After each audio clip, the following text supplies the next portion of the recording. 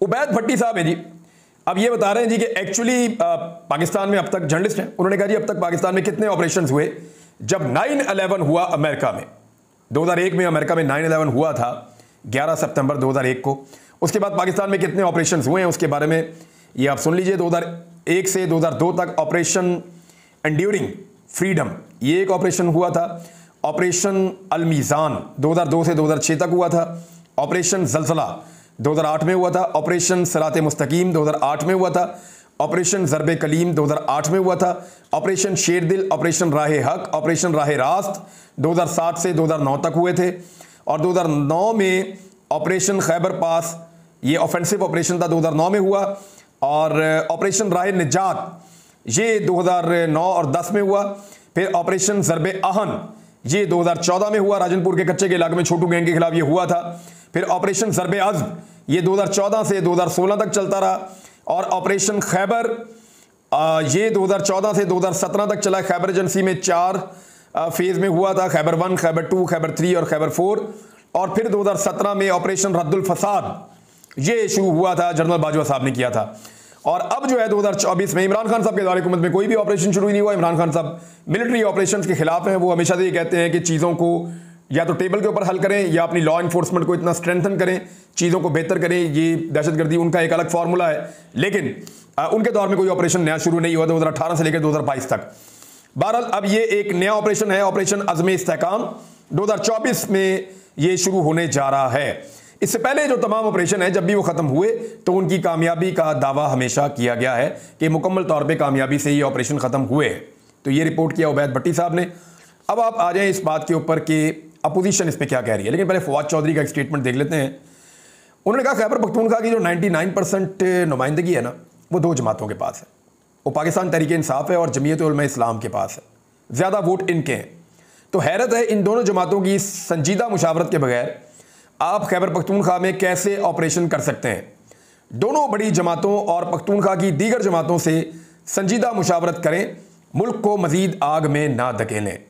मुराद सईद का भी इस पर एक स्टेटमेंट आया कि मालाकंड में दहशतगर्दी की नई लहर पर मेरे खदशात को प्रोपेगेंडा करार दिया गया था। यानी मुराद सईद भी थोड़ा सा पहले ये कह रहे थे कि दहशतगर्दी की वेव आ रही है, हमें इससे निपटना पड़ेगा और ये अब लगातार दाखिल हो रही है खैबर पख्तूनख्वा में। उस वक्त मुराद सईद ने कहा था, आज से लगभग 2 साल पहले। लेकिन अब इस वक्त जो है वो दहशतगर्दी की उस वेव को रियासत ने तस्लीम किया और अब रियासत उसके खिलाफ एक्शन करने जा रही है। पाकिस्तान तहरीक-ए-इंसाफ ने कहा कि किसी ऑपरेशन की हमायत नहीं कर सकते, अस्करी क़यादत पार्लियामेंट को एतमाद में ले। पीटीआई और सुन्नी इत्तेहाद कौंसिल के अरकान ने किसी भी ऑपरेशन की हमायत ना करने का ऐलान करते हुए अस्करी क़यादत से पार्लियामेंट को एतमाद में लेने का मुतालबा कर दिया है। कौमी असम्बली से वॉकआउट के बाद पीटीआई और सुन्नी इत्तेहाद कौंसिल के रहनुमाओं ने प्रेस कॉन्फ्रेंस की। बैरिस्टर गौहर ने कहा कि कोई भी ऑपरेशन हो इसके लिए पार्लियामेंट को एतमाद में लेना ज़रूरी है। कोई भी कमेटी कितनी ही बड़ी हो पार्लियामेंट से सुप्रीम नहीं हो सकती। आइन के मुताबिक पार्लियामान सुप्रीम है। पहले की तरह इस बार भी अस्करी क़यादत पार्लियामेंट में आकर इन कैमरा ब्रीफिंग दे और एतमाद में ले। हमने बोलने की इजाज़त ना देने पर एहतजाजी तौर पर पार्लियामेंट से वॉकआउट किया है। असद कैसर ने कहा कि हम किसी तौर पर किसी भी ऑपरेशन की हमायत नहीं कर सकते। इतना बड़ा फैसला हो रहा है और पार्लियामेंट को खातिर में ही नहीं ला रहे। अपोजिशन से मुशावरत नहीं, एतमाद में नहीं लिया जा रहा। डिफेंस मिनिस्टर यूं ही बैठा है। पहले भी बहुत ऑपरेशन हुए हैं, आज तक कौन सा ऑपरेशन कामयाब हुआ। हम चाहते हैं मगर हर जुल्म के खिलाफ है। आप एक तरफ ऑपरेशन कर रहे हैं और दूसरी जानिब फाटा पाटा पर टैक्स लगा रहे हैं।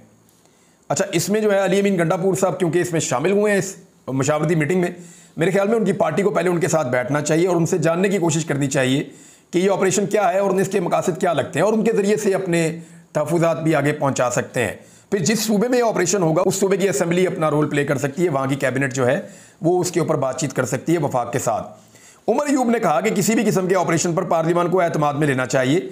चाइना के अहम लोग कल आए थे, उन्होंने भी सी पैक की सिक्योरिटी पर खदशात का इजहार किया। मुल्क में रूल ऑफ लॉ होगा तभी मुल्क में अमन आएगा। लोगों को डंडे मारकर मुल्क में अमन नहीं लाया जा सकता।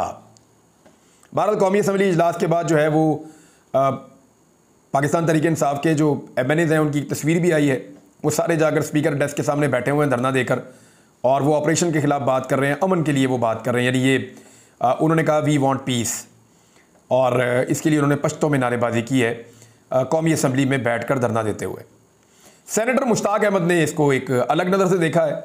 सेनेटर मुश्ताक अहमद वही हैं जिन्होंने गज़ा के लिए डी चौक इस्लामाबाद में जमात इस्लामी से इनका ताल्लुक है। अभी तो इनकी सेनेटरशिप खत्म हो गई है, लेकिन डी चौक इस्लामाबाद में इन्होंने बड़ा लंबा अरसा एक धरना दिया रखा गजा सेव के नाम से, सेव गजा के नाम से। उन्होंने कहा कि खैबर पख्तूनख्वा की सरजमीन पर डॉलरी जंग नामंजूर। हुकूमत पहले खैबर पख्तूनख्वा में 21 मिलिट्री ऑपरेशन और 8 मुआहिदों का हिसाब दे। ये ऑपरेशन अज़म इस्तेहकाम नहीं, ये ऑपरेशन अदम इस्तेहकाम खैबर पख्तूनख्वा है। इसकी किसी सूरत इजाज़त नहीं देंगे। ये ऑपरेशन अमन के लिए नहीं, डॉलरों के लिए है। खैबर पख्तूनख्वा के अवाम अब भी TDPs हैं, यानी वो जो लोग अंदर ही अपने बेघर हो गए थे, मुख्तलिफ जगहों में चले गए थे, उन्हें TDPs कहते थे। और वो कह रहे हैं कि गवर्नमेंट ऑफ पाकिस्तान की तरफ से उनके घरों और फसलों के नुकसानात की माली तलाफ़ी अभी तक नहीं की गई। कबायली अजला अभी तक बारूदी सुरंगें मौजूद हैं और आए रोज़ कबायली बच्चे बारूदी सुरंगों से शहीद और माजूर हो रहे हैं। कबायली अजला यूनिवर्सिटीज़, अस्पतालों, इंफ्रास्ट्रक्चर, बिजली और 3G 4G से महरूम और पत्थर के ज़माने में ज़िंदगी गुजार रहे हैं। रियासत की तरफ से जबरी गुमशुदगी उरूज पर है। रियासत हुकूमत ने बाड़ लगाई। फ़ौज, FC, पुलिस, इंटेलिजेंस इदारे, सिविल एडमिनिस्ट्रेशन वफाकी और सूबाई हुकूमत है तो दहशतगर्दी क्यों ख़त्म नहीं होती? ये अहम सवाल आते हैं जो जमात इस्लामी के साबिक सेनेटर ने उठाए। देखते हैं जमात इस्लामी का इसके ऊपर अपना क्या मौक़िफ़ आता है। फजलुर रहमान साहब का मौक़िफ़ बहरहाल है, क्योंकि उन्होंने पाकिस्तान तहरीक इंसाफ के लोगों से मुलाकात भी की है और एक सियासी कमेटी कायम करने का फ़ैसला दोनों ने मिलकर किया है, पाकिस्तान तहरीक इंसाफ ने और फजलुर रहमान साहब की जमात ने। फजलुर रहमान साहब ने कहा कि आज 2024 में दहशतगर्दी के खिलाफ जंग के नाम पर फ़ौज, एजेंसियों, जर्नल्स की हिकमत अमली के नताइज अपनी आंखों से देख रहे हैं। क्या दहशतगर्दी ख़त्म हुई या इससे कई गुना और बढ़ गई? बलूचिस्तान और खैबर पख्तूनख्वा में रियासती रिट ख़त्म हो गई है। अवाम मुसल्लह तंजीमों के रहमो करम पर हैं। ये मालूम नहीं हो सका कि हमारे इदारे वाकई दहशतगर्दी के खिलाफ जंग लड़ रहे हैं या कबायली इलाकों के मादनी ज़खायर पर कब्जा कर रहे हैं। फजलुर रहमान साहब ने बहुत बड़ा इल्ज़ाम लगाया। वो कह रहे हैं जी ये जंग नहीं है, ये हमारे मादनी वसाइल पर कब्जा किया जा रहा है। और भी बहुत सारी खबरें हैं, मैं आपके साथ शेयर करूंगा बाद में, लेकिन क्योंकि एक बड़ा ऑपरेशन मुल्क में शुरू होने जा रहा है। आने वाले दिनों में इसके ऊपर चीज़ें आपको रिपोर्ट करते रहेंगे। ऑपरेशन अज़्म इस्तेहकाम। उम्मीद है पाकिस्तान के अंदर से दहशतगर्दी ख़त्म हो जाएगी। उम्मीद है पाकिस्तान के अंदर से जो पॉलिटिकल विक्टिमाइजेशन करना या ऐसी सरगर्मियाँ जहाँ पर हमारी रियासत इन्वॉल्व है, वो उन सारी मनफी सरगर्मियों को छोड़कर मुल्क और कौम के इस्तेहकाम के लिए, पाकिस्तान और पाकिस्तानियों की हिफाजत के लिए और पाकिस्तान में अमन के लिए अपना हकीकी रोल अदा करना शुरू हो जाएगी। उम्मीद करते हैं कि सब मिल बैठें और कोई सही हल निकालें ताकि पाकिस्तान को दहशतगर्दी से भी निजात मिले और पाकिस्तान की मईशत भी बेहतर हो और एक आम पाकिस्तानी की हालत बेहतर हो सके।